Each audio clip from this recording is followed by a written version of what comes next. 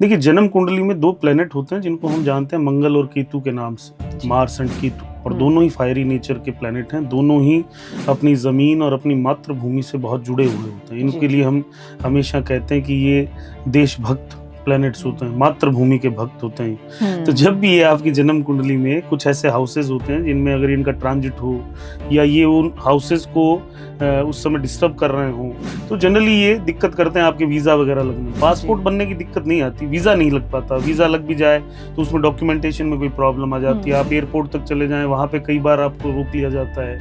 तो मतलब ये जनरली आपको अपनी ज़मीन नहीं छोड़ने देते। तो जैसे कि सर स्टूडेंट्स भी कभी-कभी प्लान करते हैं फॉरेन कंट्रीज में जाने के लिए प्लान, तो वो भी मतलब सेम इम्पैक्ट होता है इन चीज़ों का? उनके लिए अलग हाउसेज हो जाते हैं। जैसे अगर आपको हायर एजुकेशन के लिए जाना होता है तो जनरली फॉरेन में तो 12th हाउस है, 3rd हाउस है ना, इनके एक्टिवेशंस चाहिए साथ में। तो मंगल और केतु अगर कहीं इन हाउसेज को डिस्टर्ब कर रहे हो किसी कॉम्बिनेशन में, तो जनरली नहीं जाने देते हैं, है ना।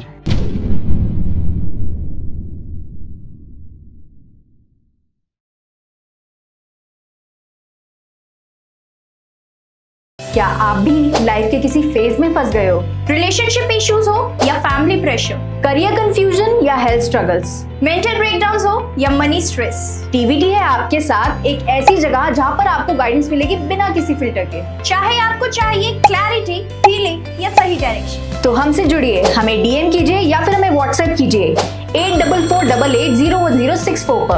आप रेडी हो तो जुड़िए टीवीटी के साथ, जहां आपको मिलेगा हर सवाल का सच्चा जवाब। TVT, real talks, real health, real you.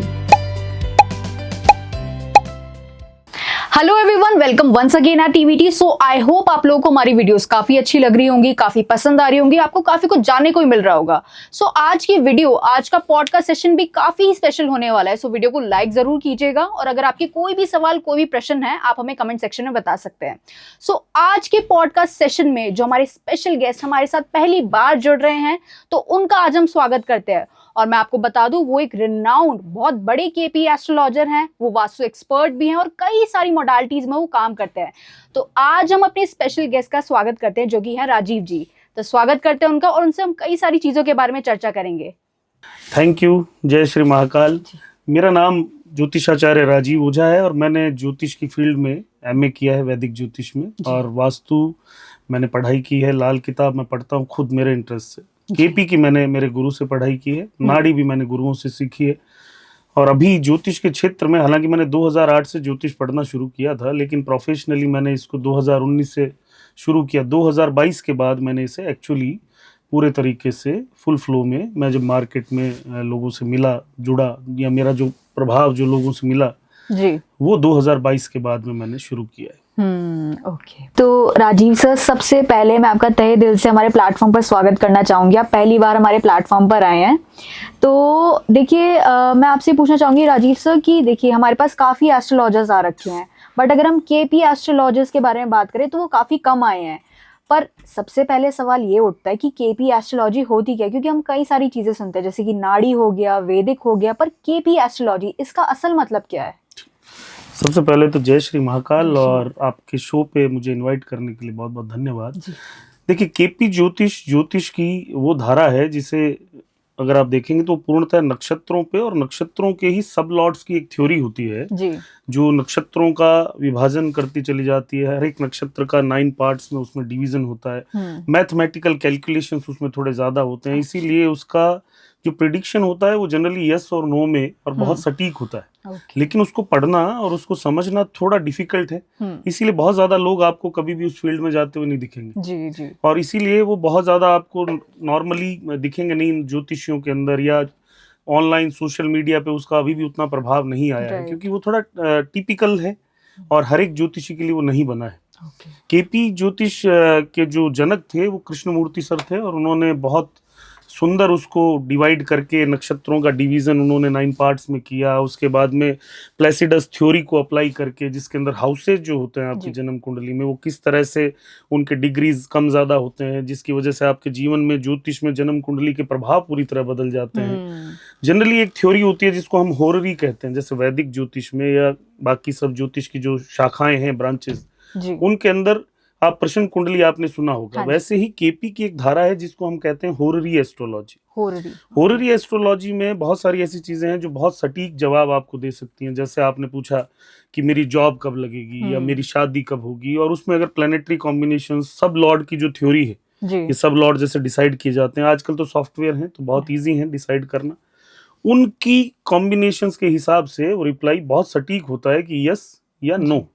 कब तक होगी ये भी डिसाइड किया जा सकता है। अच्छा। ये सारी चीजें, हालांकि केपी के अंदर भी वैदिक की तरह एक बहुत सुंदर कॉम्बिनेशन जो केपी भी बिलीव करता है वो है महादशा आपकी। केपी में इसको महादशा की जगह दशा कहते हैं, जी। अंतरदशा को इसमें भुक्ति कहते हैं, और प्रत्यंतर दशा को अंतरा कहते हैं, DBA इसको नॉर्मल एक छोटे फॉर्म में बोला जाता है। जी। और ये भी आपकी लाइफ में बड़ा इम्पैक्ट करते हैं कि कौन से प्लैनेट जो हैं सब लॉर्ड्स बनते हैं, वो किन हाउसेज को इम्पैक्ट करते हैं, तो उनका कॉम्बिनेशन मिला के और क्या रिजल्ट आएगा। तो केपी पढ़ना या केपी सीखना थोड़ा सीरियस सीकर्स के लिए, ये हर एक व्यक्ति के लिए नहीं है जो ज्योतिष की धारा में आना चाहे। जी जी जी बिल्कुल।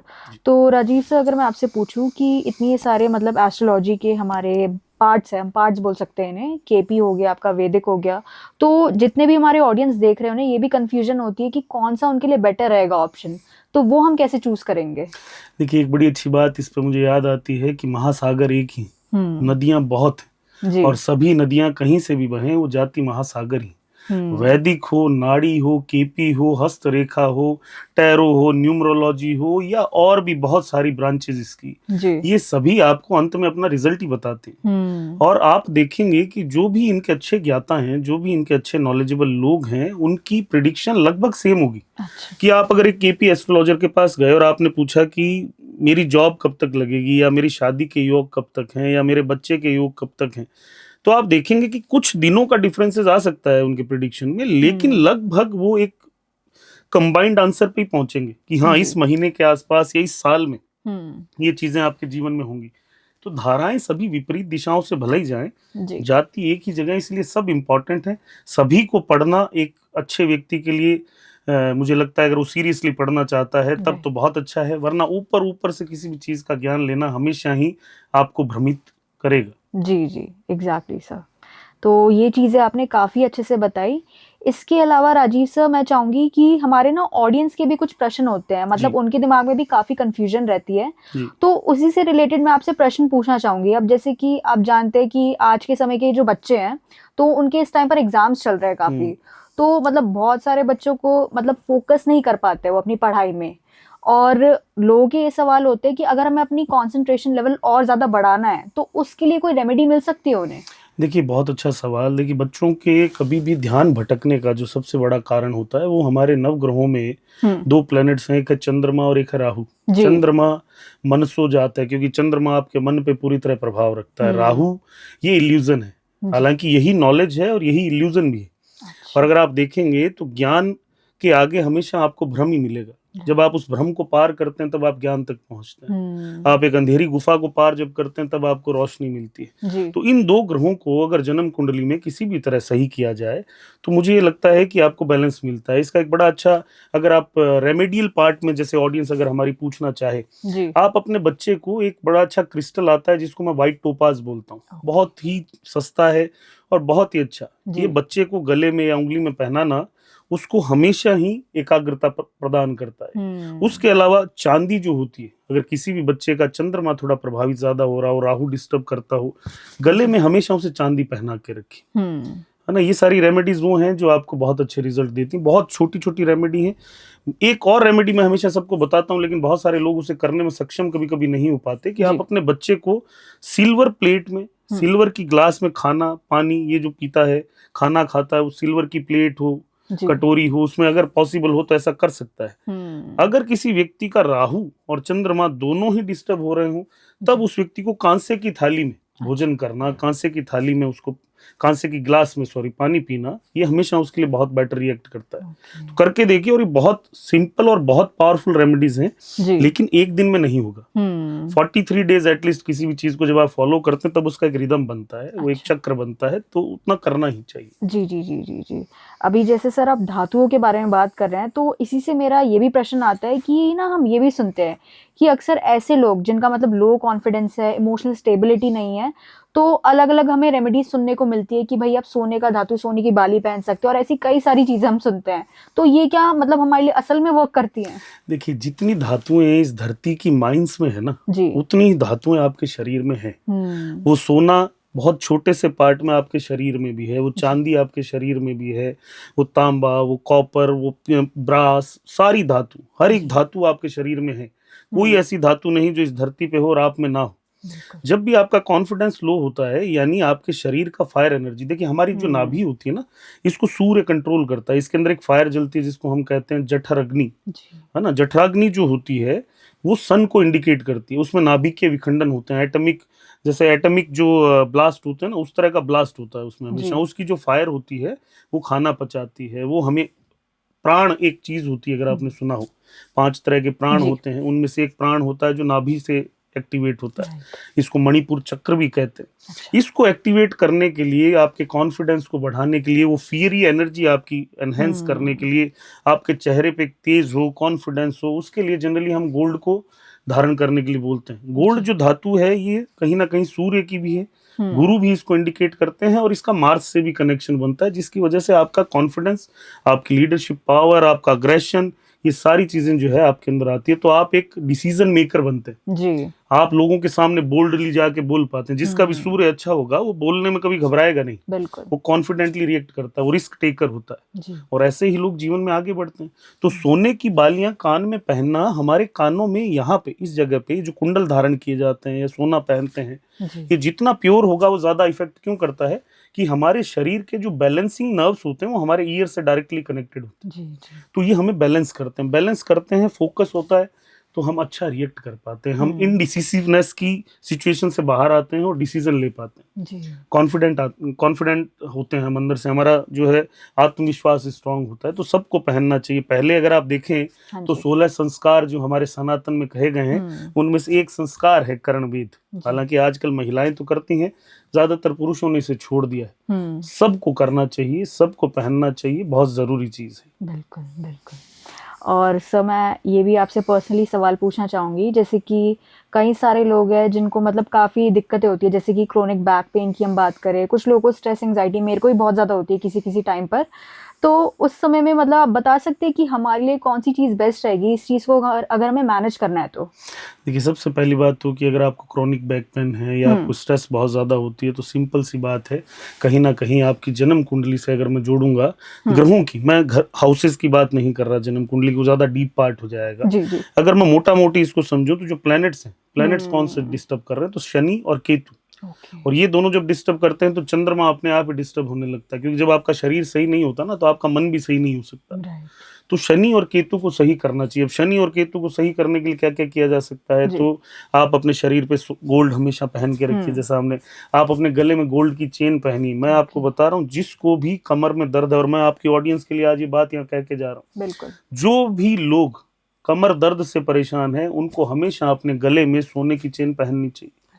अगर वो अफोर्ड कर सकते हैं, नहीं अफोर्ड कर सकते तो कोई बात नहीं, कोई जरूरी नहीं, तब वो क्या कर सकते हैं, तब वो अपने गले में कोई भी पीला धागा या पीली जैसे चेन जो ब्रास की आती है, पीतल वाली, वो थोड़ी सस्ती आ जाती है, तो वो भी पहन सकते हैं, उसका भी इफेक्ट आएगा। लेकिन अगर गोल्ड की आप पहनेंगे तो ज्यादा इफेक्ट करेगा। क्यों? क्योंकि हम हमारे शरीर में उन तत्वों को बैलेंस करने की कोशिश कर रहे हैं। हालांकि डॉग्स को फीड करना, शनि के लिए जो है आप समाज की सेवा करें, दुनिया की सेवा करें, ये भी धार्मिक और रिलीजियस उपाय हैं कहीं ना कहीं। लेकिन तात्विक उपाय क्या है?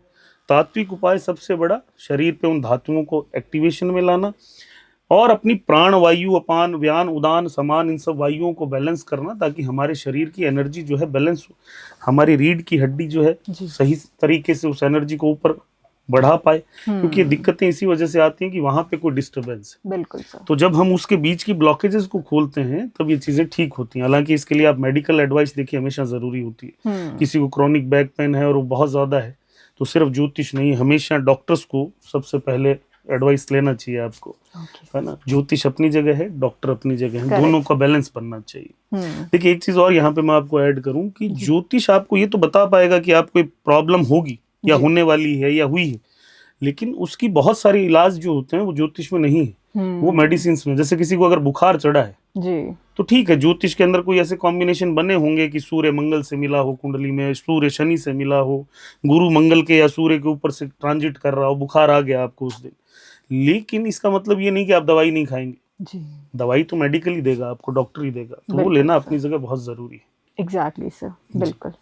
और जैसे कि अभी आप हेल्थ के बारे में बात कर रहे हैं, तो हेल्थ और करियर के अलावा जो सबसे हमारा मेजर पार्ट होता है लाइफ में, वो रिलेशनशिप्स भी होते हैं, राइट सर? तो इसी से मैं आपसे प्रश्न पूछना चाहूंगी, जैसे कि ऐसे कई सारे लोग हमें भी डीएम करते हैं कि मतलब उनकी शादियों में काफ़ी दिक्कतें आ रही होती है, शादियों से पहले की अगर मैं बात करूँ कि किसी का विवाह नहीं हो पा रहा है, जैसे कि मान लीजिए अगर एंगेजमेंट हो गई है तो टूट गई है किसी रीजन से, तो इसके पीछे मतलब कोई ग्रहों का दोष हो सकता है क्या? बिल्कुल जी, होता है ज्योतिष के अंदर, हम इसे बहुत डीपली पढ़ते भी हैं। हम्म, जब भी आपकी जन्म कुंडली में कहीं से भी अगर गुरु जो जुपिटर होते हैं वो जी। मर्क्यूरी से अगर ट्रायंगल कनेक्शन बनाते हैं, ओके। जनरली मैं आप लोगों को बता रहा हूँ, आप अपनी जन्म कुंडली में देख सकते हैं, तो सगाई होकर टूट जाती है बहुत जी। बार। अगर आपकी जन्म कुंडली में जो 7th हाउस होता है, जो 12 भाव होते हैं, उसमें जो 7th हाउस है वो अगर डिस्टर्बिंग पोजीशन में हो, कैसे कि उसके लॉर्ड या उसके सब लॉर्ड, उसके डिस्पोजिटर, हालांकि एक डीप बातें हैं, जी। जो ज्योतिष को जानते होंगे वो इजीली समझ जाएंगे। हम्म, लेकिन मुख्य रूप से जो ग्रह इसमें डिस्टर्ब करते हैं, वो जो प्लेनेटरी, अगर सिर्फ सिंपल बात करें तो शुक्र, मंगल, गुरु, इनका कहीं ना कहीं डिस्टर्बिंग कॉम्बिनेशन बनता है। इस कॉम्बिनेशन में जब भी आपकी शादी ना हो पा रही हो या जी। शादी हो, सगाई होके टूट रही हो, हम्म, कई कई बार आपने देखा होगा कि मंगल दोष के बारे में आपने सुना बिल्कुल होगा सर। कि मंगल दोष प्रभावित करता है। हालांकि मैंने ये देखा है और यही सत्यता भी है कि 90% कुंडलियों में मंगल दोष कभी भी प्रभावी होता नहीं, वो एक्टिवेट ही नहीं है अच्छा। या वो कैंसिल हो जाता है ना, तो उसके अलग कॉम्बिनेशन है। वैसे अगर मंगल डिस्टर्ब कर रहा हो, जैसे मैं अगर आपको एक सिंपल, आप सब लोगों की जानकारी के लिए बताऊं, जी। किसी भी कन्या की कुंडली में लड़की जो होती है, उसके चार्ट में अगर मंगल 2nd हाउस में जनरली बैठा हो, Mars is in 2nd house, तो जनरली इनकी जन्म कुंडली जब भी ये शादी करें तो दूसरे जो लड़का होगा उससे मिलान बहुत पावरफुली होना जरूरी है। अच्छा। अन्यथा क्या है, ये मार्केश भाव होते हैं, दूसरा भाव, 8वां भाव, जो जनरली हैं जो उस स्पाउस के लिए या पार्टनर्स के लिए थोड़ा नेगेटिवली रिएक्ट करते हैं। एक्सीडेंट्स होना शादी के बाद में, कोई बड़े नुकसान हो जाना या शरीर को कोई तकलीफ पहुंच जाना, जी। और अगर बहुत ज्यादा नेगेटिव हो तो इससे भी आगे की घटनाएं घटित होती हैं कई बार। तो हमेशा ही ऐसी जन्म कुंडलियों में कुंडली मिलान वगैरह बहुत जरूरी हो जाते हैं एक अच्छे ज्योतिषी से, जी। जो एक्चुअल कुंडली मिलान करे, ना कि सिर्फ सॉफ्टवेयर में देख के और बता दे कि इतने गुण मिलते हैं, बिल्कुल उनसे सर। कुछ नहीं होता। तो जब भी इस तरह के कॉम्बिनेशन हो तो देखना ही चाहिए। हालांकि मंगल मांगलिक दोष और भी हाउसेज में बनाता है कि दूसरे, चौथे, 7वें, 8वें, 12वें, जी। लेकिन मैं फिर आपको ये कहूंगा कि ज्यादातर लोग, प्लीज मेरी बात याद रखिएगा, ज्यादातर लोगों की जन्म कुंडली में मंगल दोष कैंसिल हो जाता है, वो होता नहीं उस लेवल पे। जी जी जी।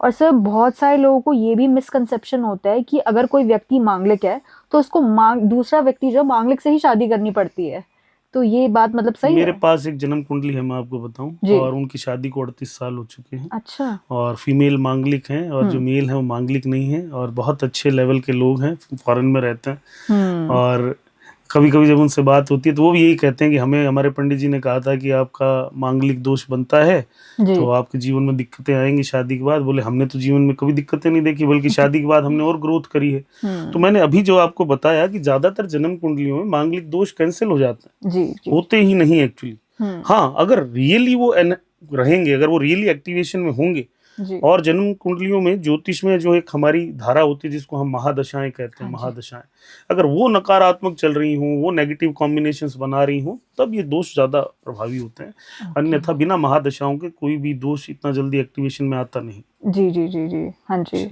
तो अगर मान लीजिए कोई भी, आपने जैसे बताया जो मांगलिक दोष है वो एक्टिवेटेड है, और एक तो आपने बताया कि कॉम्बिनेशंस हमें देखने पड़ते हैं, पर इसके अलावा अगर आप कोई रेमेडीज मतलब सजेस्ट करेंगे लोगों को तो वो क्या रहेगी? बिल्कुल, मैं आप लोगों के जो क्लाइंट्स हैं उनके लिए ये रेमेडीज जो जनरली आपको सुनने को नहीं मिलेंगी, और बहुत सिंपल रेमेडीज है, वो मैं आपको बताता हूँ। जी। जैसे किसी की जन्म कुंडली में अगर मंगल 2nd हाउस में डिस्टर्ब हो रहा हो, और 2nd हाउस का मंगल बहुत नेगेटिवली रिएक्ट करता है कई बार इन कॉम्बिनेशंस में, तो उसको सिंपल रेमेडी क्या करनी चाहिए कि उसे 43 डेज मंगलवार से शुरू करके, अच्छा। 43 डेज मंगलवार से शुरू करके उसको हनुमान जी के मंदिर में या किसी भी मंदिर में, मंदिर होना चाहिए, हनुमान जी का मंदिर अगर आपके घर के आसपास नहीं है तो माता जी का हो, शिव जी का हो, कोई भी मंदिर हो, उस मंदिर में गुड़ जो आता है जी। और इमली ये अपने सर पे से कितना लेना है, 200 ग्राम ले लीजिए गुड़ और इमली, और उसको अपने सर पे से 7 बार उल्टा उतार के या तो आप कहीं बाहर डाल दीजिए। मंदिर में दे रहे हैं तो माथे के लगा के भगवान के आगे रख के आ जाइए। 43 दिन ये करके देखिए, आपको बड़ा लाभ मिल जाएगा। जो डॉग्स होते हैं, डॉग्स को मीठी रोटी बना के खिलाना जी बहुत बड़ा उपाय है। अगर 43 डेज कोई मंगलवार से शुरू करके कर ले। जी मीठी रोटी कैसे बननी चाहिए, तो ये मीठी रोटी कभी भी लोहे के तवे पे या लोहे के चिमटे से नहीं बननी चाहिए। आप मिट्टी के तवे पे बनाइए, मीठी रोटी बनाइए और डॉग्स को बड़े प्रेम से खिलाइए 43 डेज। किसी भी तरह की मंगल की समस्या हो, ये आपको कभी भी दिक्कत नहीं करेगी। एक और बता देता हूँ, मान लीजिए किसी के 4th हाउस में मंगल हो जी तो उसको क्या करना चाहिए। तो 4th हाउस मंगल वाले को या तो मंगलवार से शुरू करके 4 दिन और या 43 डेज, ही 43 डेज का बड़ा एक कॉम्बिनेशन बनता है, वो मैं आपको बताऊंगा। तो इतने दिन क्या करना चाहिए, 400 ग्राम लाल मसूर की दाल अपने सर पे से 7 बार उल्टा उतार के, या फिर क्या करना, 400 ग्राम गुड़ और उस गुड़ को दूध जो आता है कच्चा दूध, उसका छींटा लगा के या उसको पानी में मिला के अपने सर पे से 7 बार एंटी क्लॉकवाइज घुमा के और बहते हुए पानी में डाल देना चाहिए। किसी भी तरह का दोष आपको प्रभावी नहीं करेगा। अष्टम भाव में किसी के मंगल हो तो क्या करना चाहिए, 8 मीठी रोटियां, और ये भी रोटियां लोहे के तवे पे नहीं सेकनी है। 8 मीठी रोटी मंगलवार से शुरू करके 43 डेज कंटिन्यूअसली। ब्रेक नहीं आना चाहिए इन उपायों में। आपके घर का कोई भी सदस्य कर सकता है आपके लिए, अगर आप नहीं कर पा रहे किसी दिन, वैसे आपको ही करना है। पर कई बार ऐसा होता है कि कोई दिन एक ऐसा आ जाएगा जिस दिन आप नहीं कर पाएंगे, तो उस दिन घर का कोई भी सदस्य करे। 8 मीठी रोटियां मिट्टी के तवे पे बना के और डॉग्स को खिलाइए 43 डेज। किसी भी तरह का दोष हो दूर हो जाए। बहुत बढ़िया सर। तो जैसे कि अभी आप बताने वाले थे कि 43 डेज ही हमें क्यों करनी है रेमेडीज। इसमें देखिए 43 डेज ही क्यों करते हैं, और आपके ऑडियंस को भी जानना चाहिए। इसमें दो अलग अलग विचार हैं और दोनों ही ऑथेंटिक है। पहला विचार ये कि हमारे सनातन में एक चीज होती है जिसको हम कहते हैं मंडल। मंडल का मतलब होता है 41 डेज, एक मंडल यानी 41 डेज। तो जनरली 41 से 45 डेज का एक मंडल कंप्लीट करता है खुद को। मंडल यानी पूरी एक जो सर्कल होती है वो कंप्लीट होती है। जैसे महिलाओं के अंदर एक सर्कल होता है जो साइकिल 28 डेज में कंप्लीट करता है खुद को, वैसे ये साइकिल खुद को 41 से 45 डेज में कंप्लीट करता है। तो 43 डेज में इसलिए इसको जनरली हम इन्वॉल्व करते हैं कि 43 डेज के अंदर उसको कंप्लीशन हो जाता है जो भी रेमेडी आप करते हैं। हाँ जी। दूसरा एक और ऑथेंटिक विचार इसके अंदर ये है कि अगर आप देखेंगे तो अगर आप एक मंगलवार से शुरू करें कोई उपाय, 43 डेज को अगर आप काउंट करेंगे तो मंगलवार से जब आप काउंट करेंगे तो 6 वीक जब आप उसे कंटिन्यू करेंगे तो मंडे तक कंप्लीट होता है 42 डेज। और हमें कोई भी उपाय जनरली 7 में कंप्लीट करना होता है, 7। तो जो 43 डेज जो होगा, 43 वाला जो दिन है उस दिन फिर से मंगलवार ही होगा जी। तो वो 7 मंगलवार कंप्लीट होंगे कंप्लीशन के अंदर। तो इसलिए भी उसको 43 डेज जनरली करते हैं। तो दोनों ही विचारधाराएं ऑथेंटिक हैं। चाहे आप सनातन से सोचें तो मंडल के हिसाब से, या इस धारा से सोचें तो भी ये कंप्लीट है। तो इसलिए 43 डेज करना चाहिए जी। बहुत बढ़िया सर जी। अच्छा राजीव सर, देखिए कई सारे लोगों के दिमाग में ये सवाल रहता है, जैसे कि मान लीजिए अगर 2 पार्टनर्स की शादी हो गई है तो उसके बाद वो हनीमून के लिए प्लान कर रहे हैं, पर कभी कभी ऐसा होता है कि उनकी जो भी ट्रिप हो, कहीं वो थाईलैंड जा रहे हैं, सिंगापुर जा रहे हैं, तो उनकी ट्रिप ही नहीं बन पाती है, कैंसिल हो जाती है, कुछ ना कुछ दिक्कतें आ जाती है। तो आपको क्या लगता है कि इसके पीछे मतलब दिक्कत क्या है, इसका सच क्या है? देखिए सबसे पहली बात तो ये है कि ये बड़ा ही आज के दिन कॉमन क्वेश्चन है और बहुत सारे लोग हमारे पास आते भी हैं जिनका ये सवाल होता है कि शादी के बाद मुझे फॉरेन ट्रैवल करना है तो कैसा रहेगा, ऑस्पिशियस रहेगा या नहीं। देखिए जन्म कुंडली में 2 प्लेनेट होते हैं जिनको हम जानते हैं मंगल और केतु के नाम से, मार्स एंड केतु, और दोनों ही फायरी नेचर के प्लेनेट हैं। दोनों ही अपनी जमीन और अपनी मातृभूमि से बहुत जुड़े हुए होते हैं। इनके लिए हम हमेशा कहते हैं कि ये देशभक्त प्लैनेट्स होते हैं, मातृभूमि के भक्त होते हैं। तो जब भी ये आपकी जन्म कुंडली में कुछ ऐसे हाउसेज होते हैं जिनमें अगर इनका ट्रांजिट हो या ये उन हाउसेज को उस समय डिस्टर्ब कर रहे हो, डिस्टर्ब यानी ट्रांजिट में कर रहे हो, महादशाओं में कर रहे हो, प्रोग्रेशंस में कर रहे हो, तो जनरली ये दिक्कत करते हैं आपके वीज़ा वगैरह लगने में। पासपोर्ट बनने की दिक्कत नहीं आती, वीज़ा नहीं लग पाता। वीज़ा लग भी जाए तो उसमें डॉक्यूमेंटेशन में कोई प्रॉब्लम आ जाती है। आप एयरपोर्ट तक चले जाएं, वहाँ पे कई बार आपको रोक लिया जाता है। तो मतलब ये जनरली आपको अपनी ज़मीन नहीं छोड़ने देते। अच्छा। ये रोकते हैं आपको। अब ये पोजीशंस क्या क्या होती हैं, क्योंकि ये डीप डिस्कशंस हैं, तो मुझे लगता है कि आने वाले वीडियोज़ में हम और इन पे डीपली बात करेंगे। बिल्कुल बिल्कुल जी सर। तो जैसे कि सर स्टूडेंट्स भी कभी कभी प्लान करते हैं फॉरेन कंट्रीज में जाने के लिए प्लान, तो वो भी मतलब सेम इम्पैक्ट होता है इन चीजों का? उनके लिए अलग हाउसेज हो जाते हैं। जैसे अगर आपको हायर एजुकेशन के लिए जाना होता है तो जनरली फॉरेन में तो 12th हाउस है, 3rd हाउस है ना, इनके एक्टिवेशंस चाहिए साथ में। तो मंगल और केतु अगर कहीं इन हाउसेज को डिस्टर्ब कर रहे हो किसी कॉम्बिनेशन में तो जनरली नहीं जाने देते हैं, है ना, रोक लेते हैं जी। ठीक है, बिल्कुल बिल्कुल सर। और राजीव सर, मैं आपसे ये पूछना चाहूंगी, जैसे कि हमने ये चीज काफी सुनी है कि अगर 8th हाउस में मंगल बैठा हो तो उस समय मतलब हमें ब्लड रिलेटेड इश्यूज काफी होते हैं, हेल्थ प्रॉब्लम्स काफी होती है, तो ये तर्क मतलब सच है? देखिए मंगल अष्टम भाव में जब भी कॉम्बिनेशन बनाएगा, देखिए अष्टम भाव होता है आपकी सस्टेनेबिलिटी का, ये आपको ट्रांसफॉर्म करने वाला हाउस है जी। लेकिन ये कहीं ना कहीं आपकी मृत्यु से जुड़ा हुआ भाव भी है और कहीं ना कहीं ये जो है सडन इवेंट्स करने वाला हाउस है। जी, जब भी मंगल किसी के 8th हाउस में है तो जनरली आप देखेंगे एक्सीडेंट्स होना, उनके फायर इंसिडेंट्स होना, घर में फायर इंसिडेंट होना, सडनली कोई एक्सीडेंट किसी के साथ हैपन होना, शादी के बाद विशेष रूप से इस तरह के इंसिडेंट बढ़ते हैं लोगों के जीवन में। तो ये होता है कॉम्बिनेशन, है ना, और ये करता है इम्पैक्ट। लेकिन इसका बड़ा अच्छा रेमेडी मैं फिर से आप लोगों को याद दिलाऊं कि मैंने अभी थोड़ी देर पहले बताया था आप लोगों को, 8 मीठी रोटियां बना के डॉग्स को खिलाइए, लेकिन मिट्टी के तवे पे बनाइएगा, लोहे के तवे या लोहे के चिमटे पे नहीं बनानी है। और वो रोटियां 43 दिन अगर ज्यादा दिक्कत है तो, अदरवाइज आप 1 वीक 8 दिन करिए, इस मंगलवार से अगले मंगलवार तक 8 दिन करिए। अदरवाइज अगर ज्यादा दिक्कत हो तो बार बार अगर हर साल ये दिक्कतें हो रही तो 43 डेज करिए। अगर कभी कभार होती है तो 8 दिन ये रेमेडी करना काफी। बिल्कुल सर। तो जैसे कि आप मतलब हमें काफी अच्छी अच्छी रेमेडीज बता रहे हैं, पर राजीव सर कई लोगों के ना दिमाग में ये सवाल जरूर रहता है कि आजकल सोशल मीडिया पर, इंस्टाग्राम पर हर कोई रील्स देखता है और वहां पे अलग अलग रेमेडीज बताते हैं कि भाई किसी में लौंग, इलायची, दही, बहुत सारी चीजें बताते हैं। तो बहुत सारे लोग बोलते हैं भाई मैंने तो ये ट्राई किया, मेरे लिए तो ये काम नहीं करा। तो उस समय मतलब दिक्कत का आती है, हमें पता कैसे चलेगा जो रेमेडी हमारे लिए सही हो, जो एक्चुअल में काम करे? जी देखिए, यहाँ पे 2 चीजें हमेशा याद रखिए। पहला, जिस समय किसी ज्योतिषी ने, मैं रील्स को तो साइड ही कर दीजिए, रील्स की रेमेडीज नहीं है, आपके ऑडियंस को भी समझ आना चाहिए। वो एक सिर्फ और सिर्फ सोशल मीडिया पे क्योंकि ट्रेंडिंग करने के लिए चीजों को, या ऐसी चीजें जो वायरल हों, लोग जनरली बोलते हैं।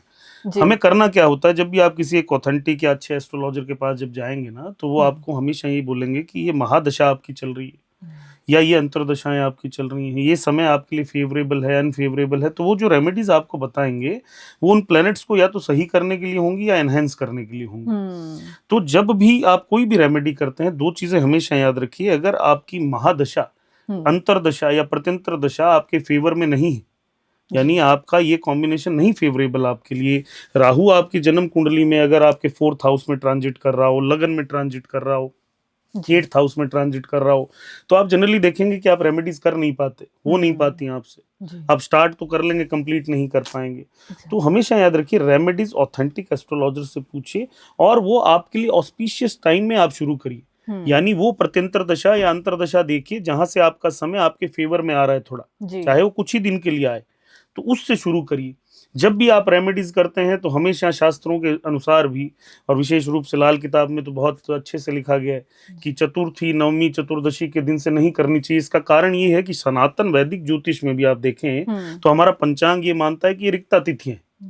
रिक्ता तिथि के दिन कोई भी अच्छा कार्य शुरू नहीं करना चाहिए। कोई भी रेमेडीज हो, ऑस्पिशियस काम हो, मांगलिक कार्य हो, इनको अवॉइड करना चाहिए। कृष्ण पक्ष से भी शुरू ना करें, शुक्ल पक्ष से रेमेडी शुरू करें, आपके फेवरेबल नक्षत्र से शुरू करें, ताकि उन चीजों का आपको रिजल्ट मिले। बिल्कुल। वरना क्या है, आप करते भी रहेंगे तो कोई रिजल्ट आने वाला है नहीं उसमें। एग्जैक्टली। और सोशल मीडिया पे कितनी भी रेमेडीज आप देखिए, वो किसी भी चीज से जुड़ी हों, उनका कॉम्बिनेशन क्या बनता है। अभी पीछे मैंने शायद मुझे याद आ रहा है, जहाँ तक मैंने कोई एक वीडियो देखा था, उस वीडियो में जो भी व्यक्ति थे मुझे नहीं पता, वो एक रेमेडी बता रहे थे कि कांच का बाउल लीजिए, उसमें पानी डालिए, उसमें थोड़ा चावल डालिए, उसमें थोड़ी केसर डालिए, उसमें और भी चांदी का एक सिक्का डाल दीजिए और उसको जो है आपके घर के नॉर्थ ईस्ट के कॉर्नर में आप रख दीजिए।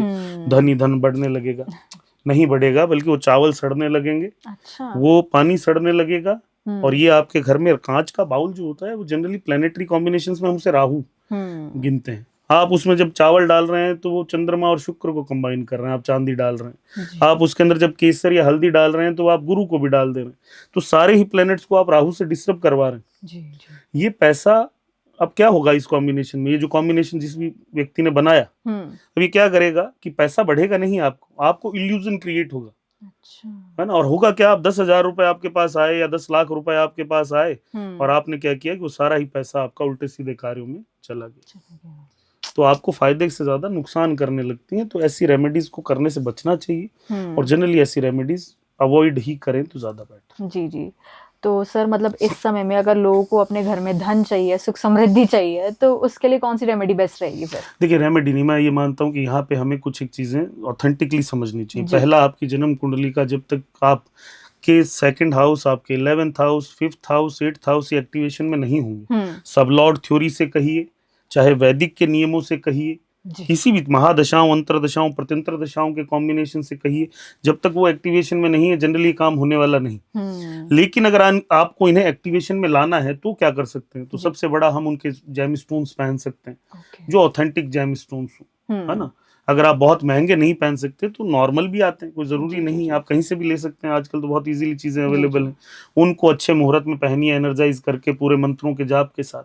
दूसरा, आप क्या कर सकते हैं, तो आप लक्ष्मी जी के मंत्रों का जाप नियमित रूप से करना शुरू करिए। कम से कम 43 डेज से लेके 96 डेज का एक नियम बनाइए, कि इतने दिन तो मैं करूंगा ही, तब उसका रिजल्ट आपको मिलेगा। लक्ष्मी जी का मंत्र बड़ा सिंपल है, मैं आपको बता दूं, ओम श्रीम श्रीये नमः, बहुत सिंपल मंत्र है, और इतना पावरफुल है कि अगर इसकी नित्य प्रति 5 मालाएं व्यक्ति करना शुरू करे, शुक्रवार से शुरू करे, माँ लक्ष्मी जी को खीर का भोग लगाए, जो उनकी पत्नी, जो खुद शुक्र होती है आपके घर में, वो बनाए, और दोनों पति पत्नी बैठ के करें तो सबसे अच्छा, अन्यथा पत्नी कर लें, पति कर लें, कोई भी एक व्यक्ति 5 मालाएं प्रतिदिन सुबह करें, शुक्रवार से शुरू करके हर शुक्रवार लक्ष्मी जी को और विष्णु भगवान को खीर का भोग लगाइए, और आप देखिए रिजल्ट आपको जरूर मिलेंगे। लेकिन नियम नहीं टूटने चाहिए।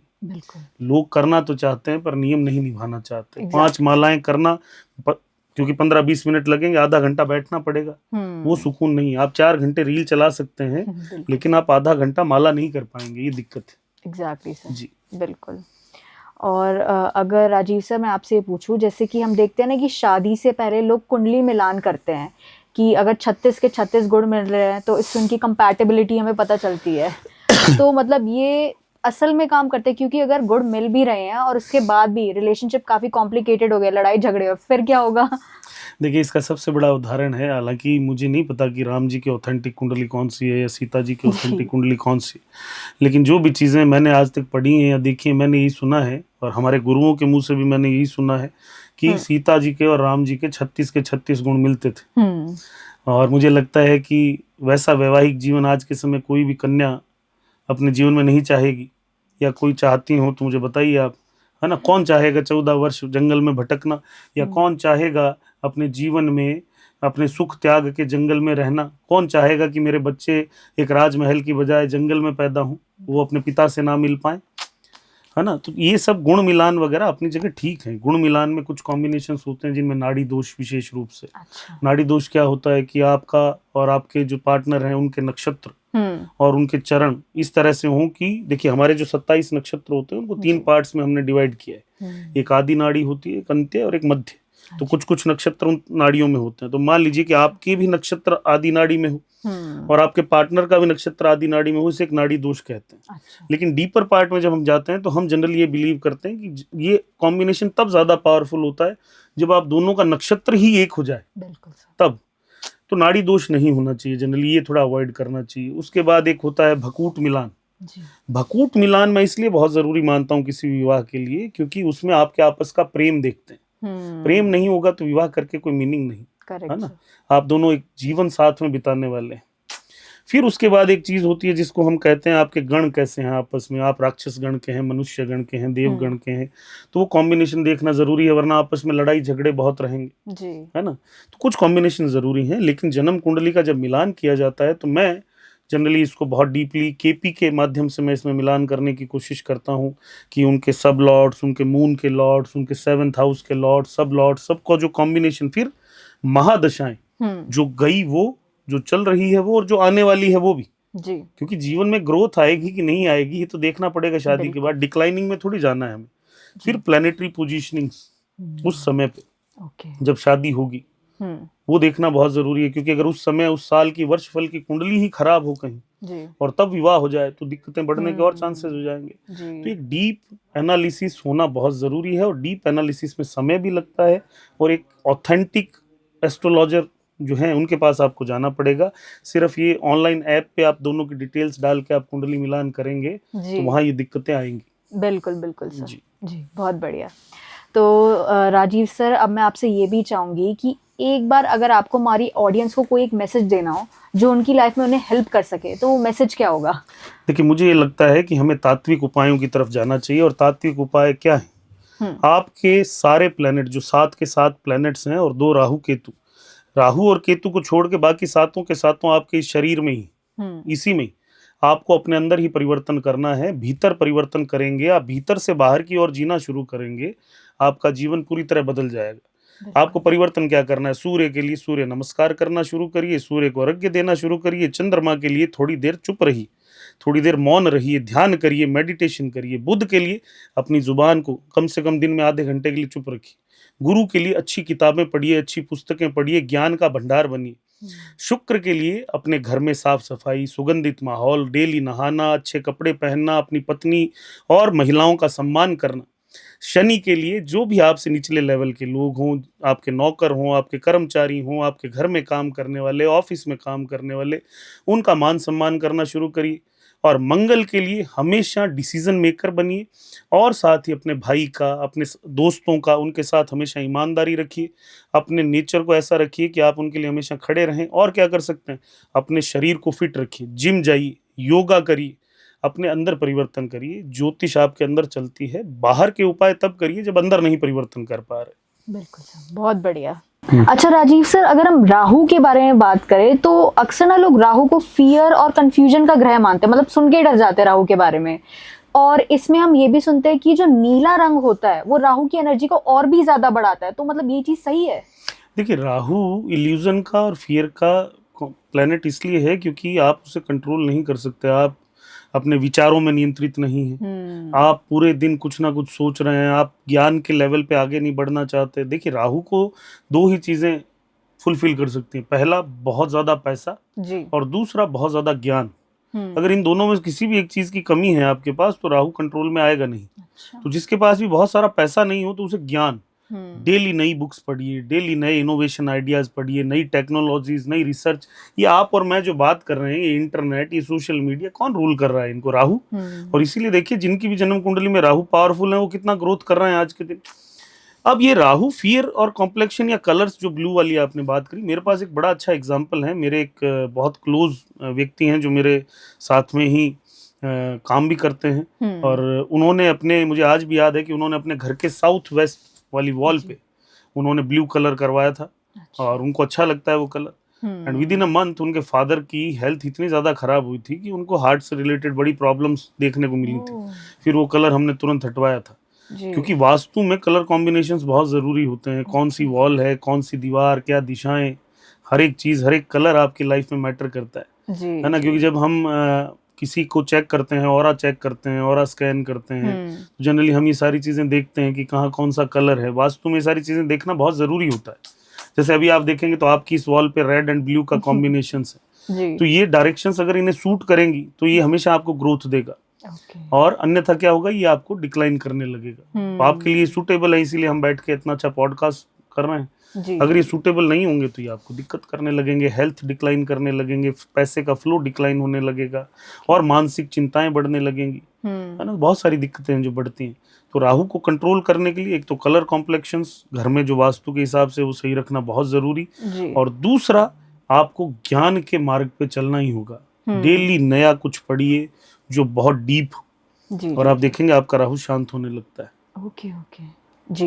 तो जैसे कि सर अभी आपने बताया कि डायरेक्शंस के बेसिस पर हम अपने घर के जो कलर कॉम्प्लेक्शंस होते हैं उनको चेक करते हैं, तो मतलब आप थोड़ा इसे डिटेल में बता सकते हैं कि कौन से कलर्स हमारे घर के लिए बेस्ट रहेंगे सर? देखिए, घर के लिए वैसे तो अब क्योंकि घर में जाके देखना पड़ता है कि वास्तु के हिसाब से आपको क्या क्या करना चाहिए, या आप एक नया घर बना रहे हैं तो वहाँ पे कौन कौन से कलर हम यूज कर सकते हैं जी। जैसे जनरली जब हम अगर आपके घर में जाएं तो नॉर्थ साइड जो होता है आपके घर का, जो उत्तर दिशा होती है, तो उत्तर दिशा में आप देखेंगे कि ग्रीन कलर, गोल्डन कलर, ये सारे कलर्स जो होते हैं, या इनके जो कॉम्बिनेशंस बनते हैं, मेटेलिक कॉम्बिनेशंस जो बनते हैं, ये सारी चीजें आप यूज कर सकते हो। है ना। लेकिन आप नॉर्थ साइड में कभी भी बहुत ज्यादा हैवी कलर्स यूज नहीं कर सकते, बहुत डार्क कलर्स यूज नहीं कर सकते, वो वहां पे दिक्कत करते हैं। आप अपने घर के वेस्ट की तरफ जाएंगे, वहां थोड़ा डार्क कॉम्बिनेशंस भी बने तो कोई दिक्कत नहीं जी। लेकिन नॉर्थ में नहीं बनने चाहिए। इसीलिए आप किसी के भी घर जाएंगे तो जनरली आपको देखने को मिलेगा कि या तो घर पे बीज कलर मिलेगा आपको जी। या आपको व्हाइट मिलेगा, क्रीमी शेड वाले कलर मिलेंगे। क्यों?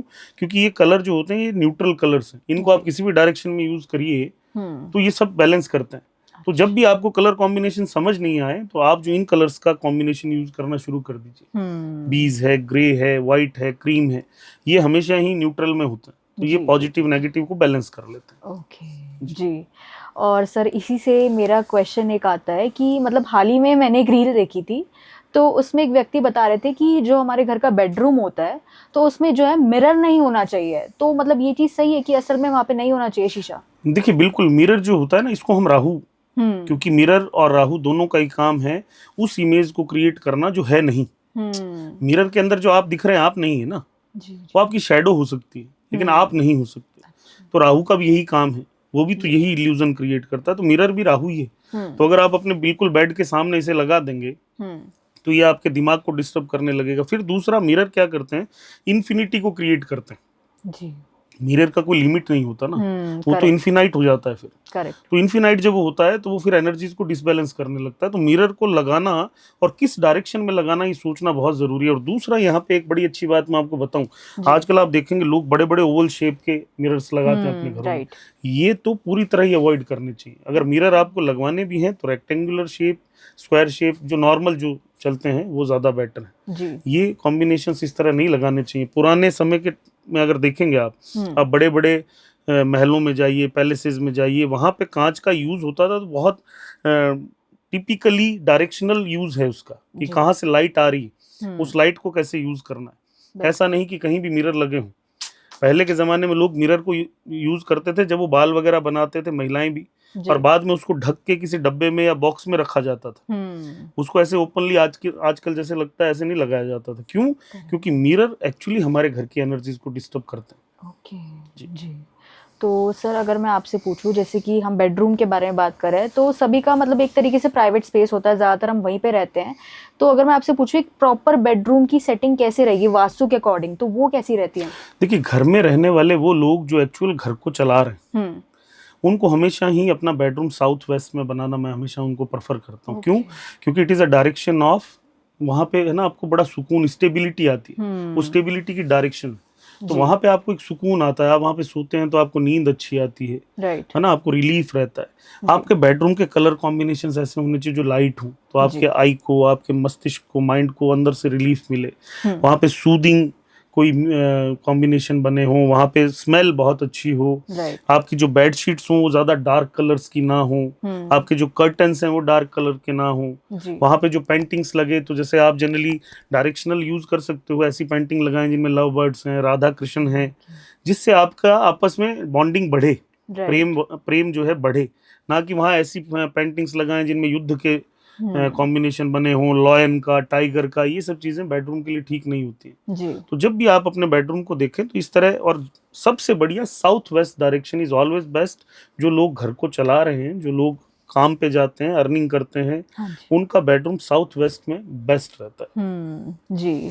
और सर इसमें ये भी चीज मतलब मैटर करती है, जैसे कि अगर हम सो रहे होते तो किस डायरेक्शन में हम सो रहे हैं, तो वो भी इम्पैक्ट करती है हमारी एनर्जीज को? बिल्कुल इम्पैक्ट करती है। हमारा सर, देखिए सबसे बढ़िया कॉम्बिनेशन होता है कि जब भी हम सोएं तो हमारा सर हमेशा साउथ की तरफ और पैर हमारे नॉर्थ की तरफ, है ना, ताकि जब भी हम उठें तो हमारा आंखें जो है सबसे पहले नॉर्थ की तरफ ही देखें, because it is direction of auspiciousness, है ना, और हमें साउथ की जो एनर्जी है वो हमें डिस्टर्ब नहीं करे। अगर आप नॉर्थ की तरफ फेस करके सोएंगे तो जनरली आप देखेंगे कि आपके पैर साउथ की तरफ हो जाएंगे।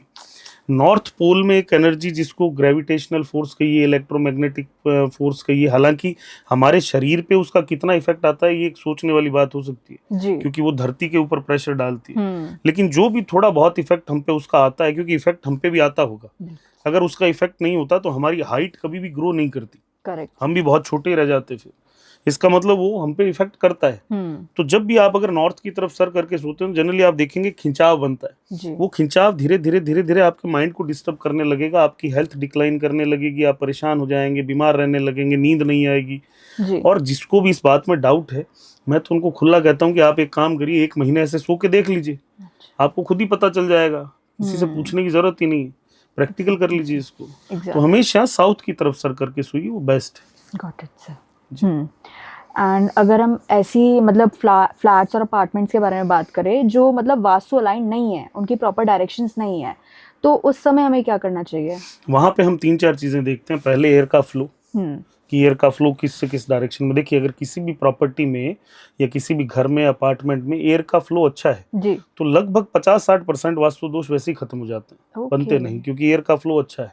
एयर का फ्लो अच्छा होने का मतलब नेगेटिविटी घर से बाहर निकल जाती है जी, है ना, क्योंकि एयर अच्छा फ्लो कर रही है आपके घर के अंदर। राइट। जनरली दिक्कत कब आती है? जब एयर का फ्लो आपके घर में इस तरह बने कि वो बाहर नहीं निकल पाए और वो अंदर ही अंदर सर्कल करने लगे, तो ये क्या करेगा? आपके शरीर में भी एयर को इंक्रीज करने लगेगा, आपके विचार मतलब भागने लगेंगे, एंजाइटी, स्ट्रेस, नींद नहीं आ रही, बच्चे पढ़ नहीं पा रहे, पैसे का नुकसान हो रहा। पैसे का नुकसान इसलिए नहीं हो रहा कि एयर को पैसे से कुछ लेना देना है, आपका माइंड सही नहीं चल रहा, तो पैसा कहाँ से आना है और कहाँ लगाना है आप सोच नहीं पा रहे। करेक्ट।